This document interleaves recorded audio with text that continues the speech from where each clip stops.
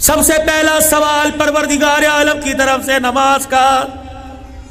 یہ بات تمہارے ایک بینر لگا ہوا ہے جس پہ لکھا ہوا اشرف فاروق و حسین لکھا ہوا ہے. حسین کو جانتے ہو؟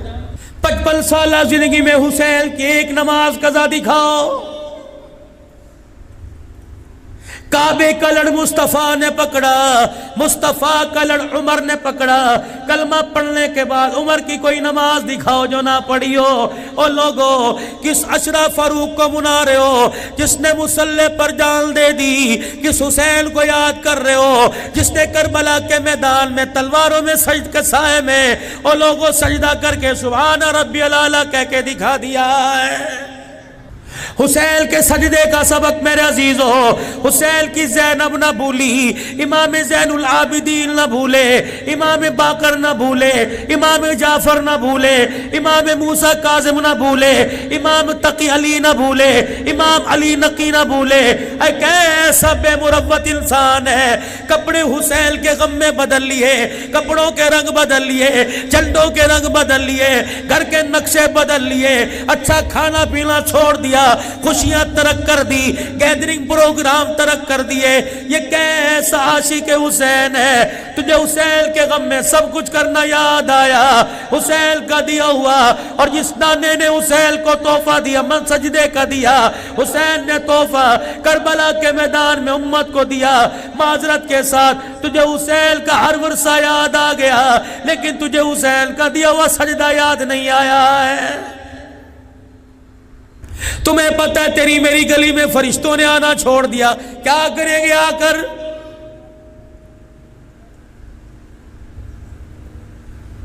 جس امتی کی زبان پر رات کو تہجد کے مصلی پہ قرآن کی تلاوت ہوا کرتی تھی، آج تھلوں پر بیٹھ کر حوا کی بیٹی کی عزت سے اپنے انگوٹھے سے کھلواڑ کر رہے ہیں. خدا کی قسم فرشتوں نے تیرے میرے گھر کی طرف منہ کرنا ہی چھوڑ دیا ہے.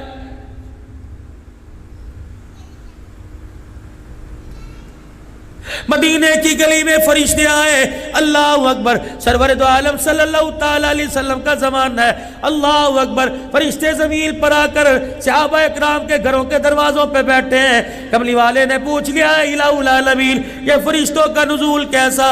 کہ کملی والے اگر تو مصلی پہ کھڑا ہو کر ایک ایک رکعت میں 10 پارے پڑھتا ہے، سامنے والے مکان میں تیرا داماد مصلی پہ کھڑے ہو کے پورا قرآن پڑھتا ہے.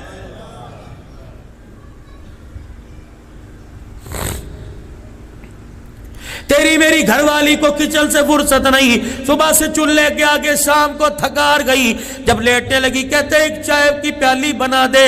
کہاں سے لاؤں؟ نبی کی گھر والی جس کو ام سلمہ رضی اللہ تعالی عنہ کہتے، اپنے بالوں کو جوڑ کر اللہ اکبر ایک رسی سے باندھ کر چھت کے ساتھ ایک کھونٹی اٹکا رکھی تھی، اپنے بالوں کو رسی سے باندھ کر کھونٹی میں اٹکا دیتی، اللہ اکبر کہہ کے کھڑی ہوتی. نماز پڑھتے وقت، تہجد پڑھتے وقت آپ کو جب اونگ آتی، جب آپ گرنے لگتی، بال آپ کے کھچنے، دوبارہ اپنی حالت میں آ کر رو رو کر خدا کا قرآن پڑھ کے سنایا کرتی تھی.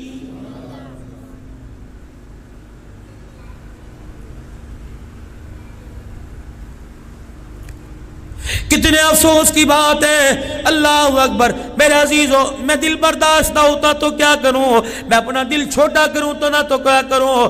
ہمیں رات کا کھانا تو یاد تھا، سب نے کھانا کھا لیا، عشاء کی نماز کا سجدہ یاد کوئی نہیں.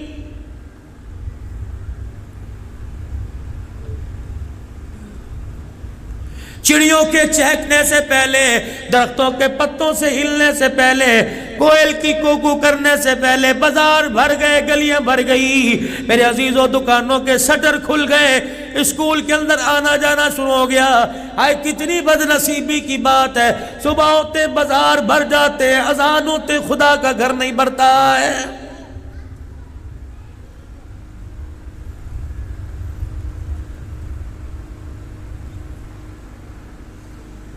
اپنے ایمان کی مضبوطی آپ دیکھ لیو. میں اپنے ایمان کی مضبوطی اپنے گریبان میں جھانک کے دیکھ لوں گا. میں لوگوں فیصل مسجد کی بات نہیں کرتا، بادشاہی مسجد کی بات نہیں کرتا، میں کراچی کی بڑی طوبہ مسجد کی بات نہیں کرتا. میرے چاند تو اپنی مسجد کو دیکھنے نا، فجر کی نماز میں آ کے دیکھ لیو. 4 نمازی آدھی سب نمازوں کی ملے گی. مجھے ایمانداری سے بتاؤ کیا انہوں نے اللہ کا کھایا پیا تھا؟ باقی سب کھائے پیے بغیر سو گئے، وہ نماز پڑھنے کیوں آ گئے؟ تم میں نماز پڑھنے کیوں نہیں آئے؟